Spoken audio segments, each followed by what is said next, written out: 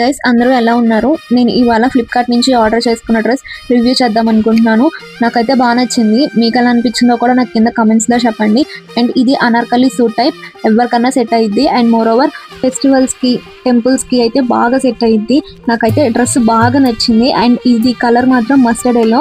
నేను ఈ వీడియోలోనే ఈ డ్రెస్ ట్రై చేశాను. మీకు ఎలా అనిపించిందో కూడా నాకు కింద కమెంట్స్లో చెప్పండి.